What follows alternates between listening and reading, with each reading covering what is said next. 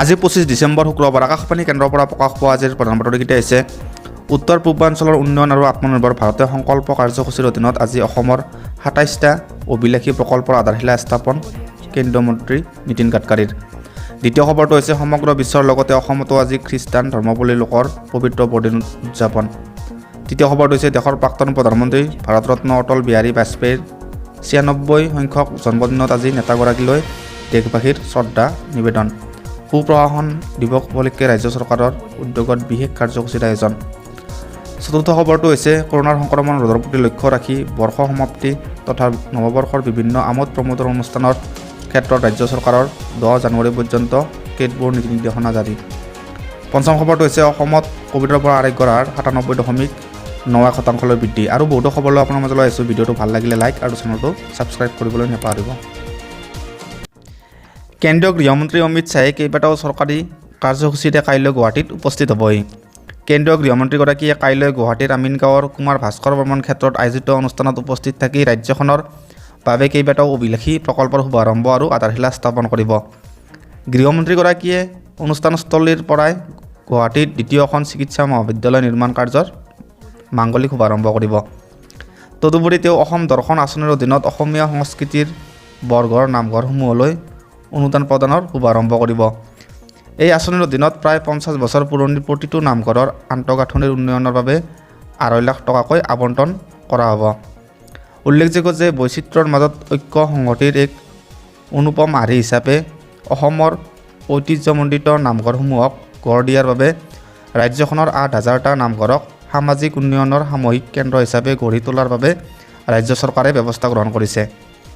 কেন্দ্ৰীয় গৃহমন্ত্ৰীগৰাকীয়ে ইয়াৰ লগতে অসমত কেন্দ্ৰীয়ভাৱে স্থাপন কৰিবলগীয়া 9খন আইন মহাবিদ্যালয়ৰ নিৰ্মাণ কাৰ্যৰ শুভাৰম্ভ কৰিব। অসম চৰকাৰে 33 কোটি টকা ব্যয়ত ডিফু, শিলচৰ, ধুবুৰী, ডিব্ৰুগড়, উত্তৰ লখিমপুৰ, যোৰহাট, নলবাৰী, ৰঙিয়া আৰু ৰহাত আইন মহাবিদ্যালয় স্থাপন কৰাৰ ব্যৱস্থা কৰিছে। অনুষ্ঠানত বিশিষ্ট অতিথি হিচাপে মুখ্যমন্ত্ৰী সৰ্বানন্দ সোণোৱাল আৰু সন্মানীয় অতিথি হিচাপে বিত্ত, গৰপ্তানি, স্বাস্থ্য আৰু শিক্ষাখণ্ডৰ মন্ত্ৰী ডক্টৰ হিমন্ত বিশ্ব শৰ্মা উপস্থিত থাকিব। নদী পৰ্যটনৰ অংশ হিচাপে এটা ব্যক্তিগত কোম্পানীয়ে নিৰ্মাণ কৰি উলিওৱা ব্ৰহ্মপুত্ৰ মুকুতা নামৰ জাহাজখন কালি মুখ্যমন্ত্ৰী সৰ্বানন্দ সোণোৱালে পৰ্যটকৰ বাবে আনুষ্ঠানিকভাৱে মুকলি কৰে। ডিব্ৰুগড় বগীবিল দলঙৰ সমীপত এই কাৰ্যসূচী অনুষ্ঠিত হয়। এই উপলক্ষে আয়োজিত সভাত ভাষণ দি মুখ্যমন্ত্ৰীয়ে ব্ৰহ্মপুত্ৰ নদীৰ বিশালতা মহানতা আমাৰ জাতীয় জীৱনৰ বাবে অনুপ্ৰেৰণাৰ উৎস বুলি উল্লেখ কৰি নৈখনৰ প্ৰাকৃতিক সৌন্দৰ্যৰ সৎব্যৱহাৰেৰে পৰ্যটনৰ বিকাশৰ দিশত ব্ৰহ্মপুত্ৰ মুকুতাই বিশেষ ভূমিকা গ্ৰহণ কৰিব বুলি প্ৰকাশ কৰে। জাহাজখনত সন্নিৱিষ্ট সুবিধাসমূহে পৰ্যটকক আকৰ্ষিত কৰিব পাৰিব বুলিও তেওঁ কয়। মুখ্যমন্ত্ৰীয়ে কয় যে 891 কিলোমিটাৰ দৈৰ্ঘ্যৰ ব্ৰহ্মপুত্ৰ নৈৰ চৌপাশে বাৰিষা আৰু খৰালিৰ সময়ছোৱাত সৃষ্টি হোৱা সুন্দৰ দৃশ্যপটে দেশী বিদেশী পৰ্যটক আকৰ্ষণ কৰি ৰাজ্যখনৰ অৰ্থনৈতিক ভেটি শক্তিশালী কৰি তুলিব বুলি তেওঁ আশা প্ৰকাশ কৰে। এই জাহাজখনে বগীবিলৰ পৰা ডিব্ৰু, চৈখোৱা, শিৱসাগৰ, মাজুলী, কাজিৰঙা আৰু ওৰাং হৈ গুৱাহাটীলৈ যাত্ৰা কৰিব।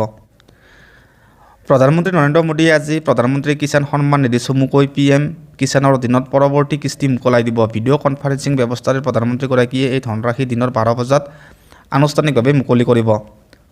প্ৰধানমন্ত্ৰীগৰাকীয়ে দেশৰ 9 কোটিৰো অধিক হিতাধিকাৰী কৃষকৰ পৰিয়াললৈ 18,000 কোটিৰো অধিক টকা হস্তান্তৰ প্ৰক্ৰিয়াৰ শুভাৰম্ভ কৰিব। শ্ৰী মোদীয়ে দেশৰ 6খন ৰাজ্যৰ খেতিয়কৰ এটা দলৰ সৈতেও মত বিনিময় কৰিব। খেতিয়কসকলে PM কিষাণ সন্দৰ্ভত নিজৰ অভিজ্ঞতা প্ৰধানমন্ত্ৰীগৰাকীৰ আগত ব্যক্ত কৰাৰ লগতে কৃষকৰ কল্যাণৰ বাবে চৰকাৰখনে গ্ৰহণ কৰা বিভিন্ন পদক্ষেপৰ ওপৰত আলোকপাত কৰিব। অনুষ্ঠানত কেন্দ্ৰীয় কৃষিমন্ত্ৰী নৰেন্দ্ৰ সিং টোমৰো উপস্থিত থাকিব। উল্লেখযোগ্য যে PM কিষাণ আঁচনিৰ অধীনত দেশৰ ক্ষুদ্ৰ আৰু উপান্ত কৃষকসকলক প্ৰতি বছৰে 6,000 টকাৰ বিত্তীয় সাহায্য আগবঢ়োৱা হয় আৰু এই সাহায্য 2,000কৈ 3টা কিস্তিত দিয়া হয়। এই ধন পোনে পোনে খেতিয়কৰ বেংক একাউণ্টলৈ হস্তান্তৰ কৰা হয়। আজিৰ এই কাৰ্যসূচীৰ বিষয়ে উল্লেখ কৰি কেন্দ্ৰীয় কৃষিমন্ত্ৰী নৰেন্দ্ৰ সিং টোমৰে কয় যে শ্ৰী মোদীয়ে প্ৰধানমন্ত্ৰী হিচাপে দায়িত্বভাৰ গ্ৰহণ কৰাৰ পাছত স্বচ্ছ আৰু সুপ্ৰশাসনৰ বাবে বিভিন্ন পদক্ষেপ গ্ৰহণ কৰি আহিছে। কৃষিখণ্ডক অধিক শক্তিশালী কৰি তুলিবলৈ কেন্দ্ৰীয় চৰকাৰ বদ্ধপৰিকৰ বুলি শ্ৰী টোমৰে প্ৰকাশ কৰে। ইফালে নতুন কৃষি আইনৰ সমৰ্থনত 3 লাখতকৈও অধিক কৃষকে স্বাক্ষৰ কৰা এখন পত্ৰও শ্ৰী টোমৰে পাইছে বুলি উল্লেখ কৰে। বৰ্ষ সমাপ্তি তথা নৱবৰ্ষৰ আয়োজন উপলক্ষে বিভিন্ন আমোদ প্ৰমোদৰ অনুষ্ঠানৰ ক্ষেত্ৰত অসম চৰকাৰে কেতবোৰ নিষেধাজ্ঞা জাৰি কৰিছে। COVID-19 প্ৰট'কল অনুসৰি কৰোনাৰ সংক্ৰমণ ৰোধৰ প্ৰতি লক্ষ্য ৰাখি এনে অনুষ্ঠান আয়োজনত কালিৰে পৰা কাৰ্যকাৰী হোৱাকৈ 10 জানুৱাৰী পৰ্যন্ত কেতবোৰ নীতি নিৰ্দেশনা জাৰি কৰিছে। ৰাজ্যৰ মুখ্য সচিব জিষ্ণু বৰুৱাই জাৰি কৰা এই নিৰ্দেশনা অনুসৰি এই সময়ছোৱাত কোনো বৰ্ষ সমাপ্তি অনুষ্ঠানত 50 জনতকৈ অধিক লোক সমবেত হ'ব নোৱাৰিব। নিৰ্দিষ্ট বেষ্টানীৰ ভিতৰত আয়োজিত ব্যক্তিগত তথা ৰাজহুৱা অনুষ্ঠানত 50% লোকে সমবেত হ'ব পাৰিব। এই সময়ছোৱাত যিকোনো ধৰণৰ ধৰ্মীয় উৎসৱ নিজ গৃহতে কোভিড নীতি মানি চলি পালন কৰিবলৈ কোৱা হৈছে। ৰাজ্যৰ সকলো আৰক্ষী অধীক্ষক আৰু জিলা উপায়ুক্তক এই নীতি নিৰ্দেশনা কঠোৰভাৱে পালন হোৱাটো কাৰ্যকৰী কৰিবলৈ নিৰ্দেশ দিয়া হয়। অসমত কৰোনা ভাইৰাছৰ সংক্ৰমণৰ হাৰ 0.43% অৱনমিত হৈছে। কালিৰ দিনটোত 21,895টা নমুনা পৰীক্ষা কৰা হয়। ইয়াৰ ভিতৰত 95 জন লোকৰ দেহত নতুনকৈ কোভিডৰ উপস্থিতি ধৰা পৰিছে। ইয়াৰে 47 জন কামৰূপ মহানগৰ জিলাৰ লোক। সম্প্ৰতি ৰাজ্যখনত 1.6% অৰ্থাৎ 3,456 জন লোক চিকিৎসাধীন হৈ আছে। ইপিনে 105 জন লোকক কালি চিকিৎসালয়ৰ পৰা অব্যাহতি দিয়া হয়। ইয়াকে লৈ আৰোগ্যৰ হাৰ 97.91% বৃদ্ধি পালে।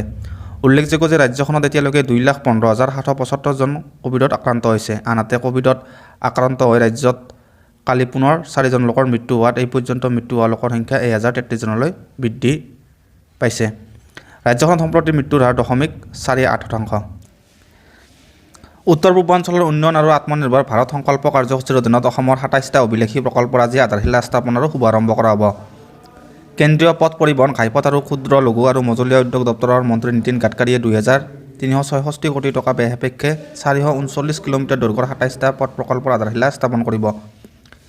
এই প্ৰকল্পসমূহৰ ভিতৰত আছে দেৰগাঁও চহৰৰ ৰাষ্ট্ৰীয় ঘাইপথ 37 শাখাৰ 4 লেনিং ৰাষ্ট্ৰীয় ঘাইপথ 29ৰ ডকমকা লৰিং থেপি শাখাৰ 4 লেনিং 137 নম্বৰ ৰাষ্ট্ৰীয় ঘাইপথৰ হাপাচাৰাৰ পৰা তুলুঙীয়া ৰোডলৈ 4 লেনিং 17 নম্বৰ ৰাষ্ট্ৰীয় ঘাইপথৰ পঞ্চৰত্ন আগিয়া শাখাৰ 4 লেনিং 44 নম্বৰ ৰাষ্ট্ৰীয় ঘাইপথৰ পয়েমাৰাৰ পৰা বাটৈয়া আৰু চোলগড়ৰ পৰা চৰাইবাৰী পথৰ উন্নয়নৰ লগতে 37 নম্বৰ ৰাষ্ট্ৰীয় ঘাইপথৰ কৃষ্ণাই নদীৰ ওপৰত নতুন দলং নিৰ্মাণ আদি